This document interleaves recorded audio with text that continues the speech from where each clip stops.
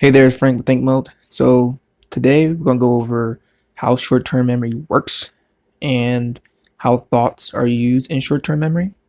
So what I'm gonna do is I'm gonna go over you know, one, starting a thought, two, pulling from short-term memory, three, dropping old memories from the short-term memory, four, seeing how you can combine a new thought with something from short-term memory based on intention. And number five, we're going to go ahead and try to add that new thought we just created to our short-term memory. Okay, so first thing is you have a new thought. So comes into our, I guess, the AI engine or whatever you can call it, and you forge this new thought. This new thought is now is created. So now perfect, you have a thought now.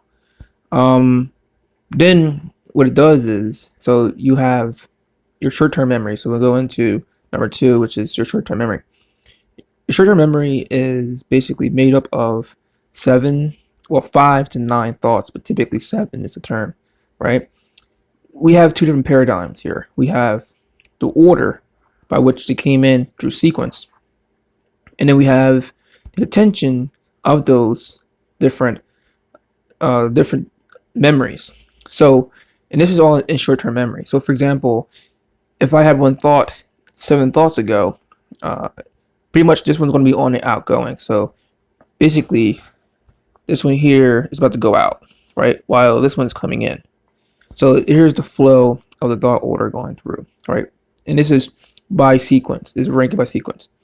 But while they are in this realm almost of, I guess you can call it consciousness in some degree, even though it's not technically in conscious state unless it's within that thought process. But this memory is just circling in the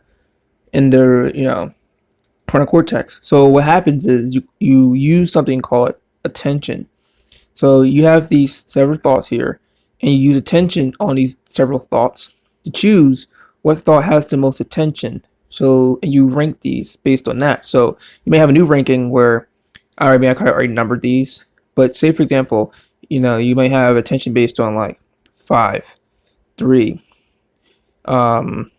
just 7, 1, 4, and so forth, right? Where number 5 is the highest attention, even though it's back here.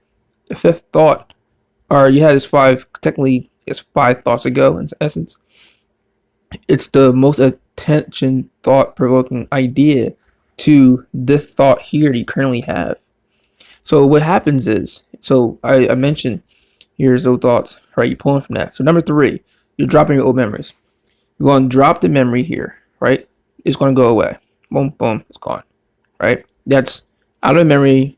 And of course, now you have 6. Of course, a new one could come in. So we'll talk about it in a little bit. Imagine a new one came in here, right? We don't know it yet. We just know it's going to come in. And that will become the new core of this short-term memory.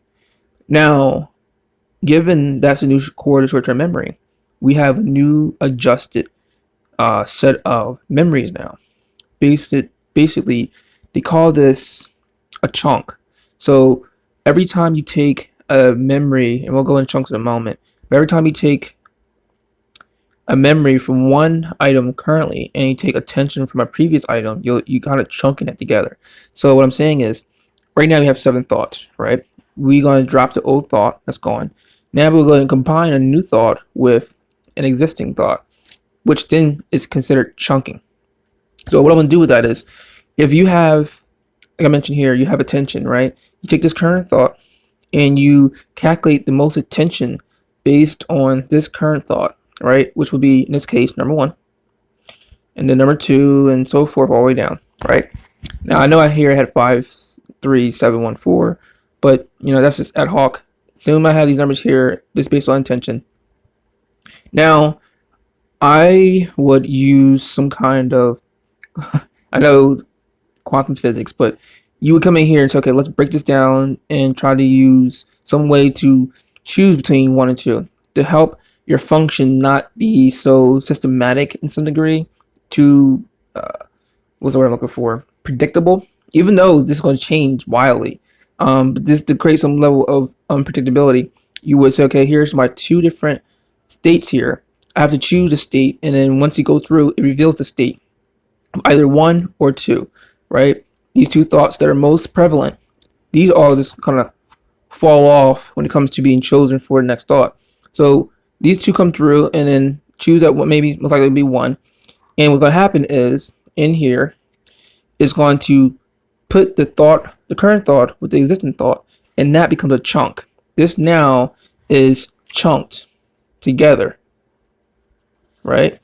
You chunk that thought together, and it's the beginning of your next thought. So that here comes in here as a new thought. So you add that thought in that you talked about.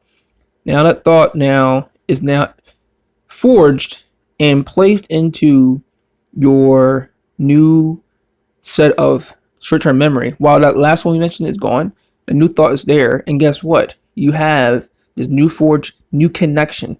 Remember the whole concept of connecting your brains, connecting new different thoughts together? This kind of does that. You're connecting one item to another, and you're building or you're forging this new thought. It starts a new thought here and comes down, and you say, okay, let's go ahead and now we have that. You say, okay, now in the AI engine again, you're able to have your new thought again, same process we talked about before up here, right? And you go through your another set of memory. Take this memory here and you place it down here. Do the same thing again. You have the same set of memory here. Now this is gone, and this added in. You place. Now what you do is you again do a new set of attention based on this new thought. So here's the new thought. I will now provide the new set of memories, or it's not new, but it's been updated. It's kind of like shifted.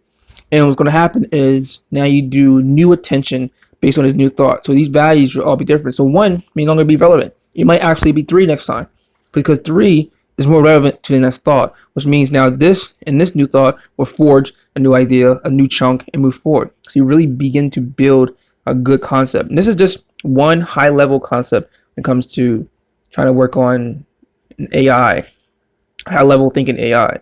This concept, I think, could really make a difference. Thanks for watching, subscribe, and I'll see you in the next one.